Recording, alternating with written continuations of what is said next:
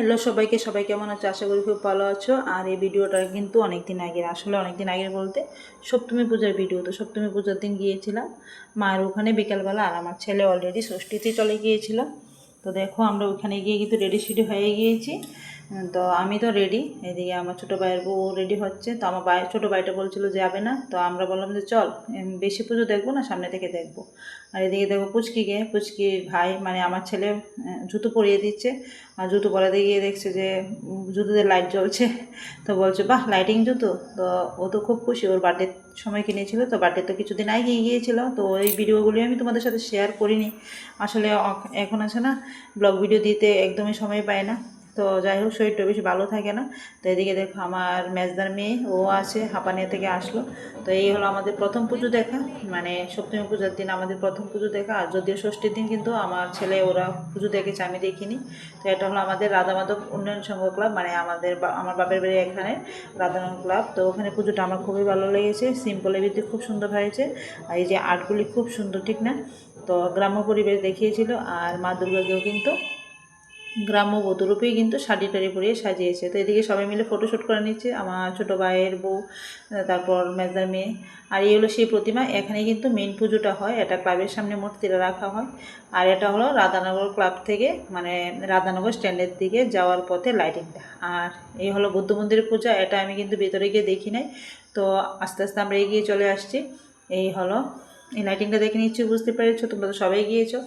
এটা হলো গিয়ে সার্কিট হাউসের পুজোটা। আর এই লাইটিংয়ের নিচে কিন্তু অনেকে কিন্তু রিলস বানায়, শর্ট বানায়। যদি আমাকে কেউ ভিডিও করে দেয় না, তাই আমি বানাতে পারি না। প্রত্যেক বছরে কিন্তু মনে মনে ভাবি এরকম লাইটের নিচে দিয়ে আমিও হেঁটে যাবো, গিয়ে সুন্দর সুন্দর শর্ট বানাবো, কিন্তু কেউ আমাকে ভিডিওই করে দেয় না। তো কী আর করবো, তো চলো বিয়ে ধরে যাওয়া যাক।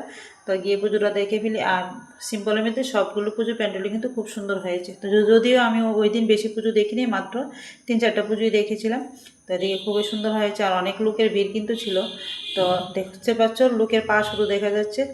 আর তারপর কিন্তু ওইখানে পুজো দেখে আমরা চলে আসলাম কোথায় বলো তো, এটা হলো পোলো টাওয়ারের ভিতরে, মানে শুধু দুষ্টামি। সবাই মিলে বললো যে চলো পোলো টাওয়ারের মধ্যে গিয়ে একটু ঘুরে আসি। তো এখানে যে শপিং মলটা আছে সেখানেই গেলাম, গিয়ে একটু দেখলাম, কিছু তো কিনলামই না। সবাই মিলে একটু হইয়াল্লা করলাম, যেহেতু ছোটো ছোটো ছেলেরা ছিল, মানে আমার ছেলে, আমার বদ্দার ছেলে, তারপর আমার ছোটো ভাইয়ের বউ, মানে আমরা সবাই মিলে একটু, আমার ছোটো ভাই, আমরা সবাই মিলে একটু আনন্দ করলাম। আর এদিকে গিয়ে স্কার্টটা দেখলাম, স্কার্টটা পছন্দ হয়েছে, কিন্তু দামটা দেখে তো আমি আর কিনলাম না। তো তারপর ফাইনালি চলে আসলাম কুঞ্জবন পুজো প্যান্ডেলে। আর এই প্যান্ডেলটা তো অসাধারণ হয়েছে, আমার তো খুব ভালো লেগেছিলো। যদিও শুনতে পেয়েছি যে এটা প্রাইজও পেয়েছে, সঠিক জানি না, কিন্তু আমি শুনতে পেয়েছি যে এটা প্রাইজ পেয়েছে, সম্ভবত ফার্স্ট প্রাইজ। আর এখানে পুরোটা বাঁশ দিয়ে বানানো ছিল। তো তোমরা তো দেখেইছো, তবু আমি আবার বলে দিচ্ছি। আর মায়ের প্রতিমাটা তো অসাধারণ ছিল, খুবই সুন্দর।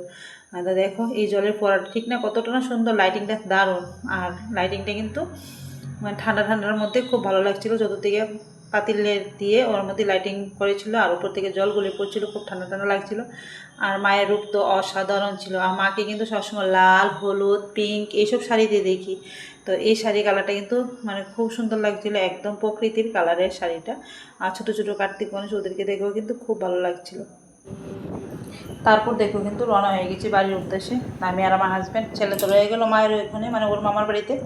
তো ফাইনালি আমরা দুজন চলে যাচ্ছি বাড়িতে। তো ভিডিওটা কেমন লেগেছে অবশ্যই কিন্তু কমেন্ট করে বলো। আর ভিডিওটা দিতে অনেকটাই লেট হয়ে গিয়েছে। তো বাড়িতে এসে খাওয়া দাওয়া করে হাত মুখ ধুয়ে ফ্রেশ ট্রেশ করে কিন্তু এখন ঘুমোতে যাচ্ছি। আর ভয়েস ওভারটা আগিয়ে দিয়েছিলাম, কিন্তু ভিডিওটা দিতে এতটা লেট হয়ে গিয়েছে যে আগের ভয়েস ওভারের সাথে এখন কোনো কিছু মিলবে না, তাই আবার আমি ভয়েস ওভার দিয়ে তোমাদের সাথে কথা বলছি। আর এদিকে দেখো ঘড়িতে 10:30 বাজছিল, আর রমি ঘুমিয়ে গেছে। তো আমি এখন ঘুমিয়ে যাব। আর রমিকে পাকা জ্বালিয়ে দিয়েছি, খুব আরাম করে ঘুমাচ্ছিল। তো তোমাদের পুজোর দিনগুলি কেমন কেটেছে পারলে একটু কমেন্ট করে জানিও। দেখা হবে আবার একটা নতুন দিনে, নতুন ব্লগে। তো আমার নেক্সট ব্লগ থাকবে অষ্টমী পূজার ব্লগ। তো সবাইকে টাটা অ্যান্ড বাই বাই।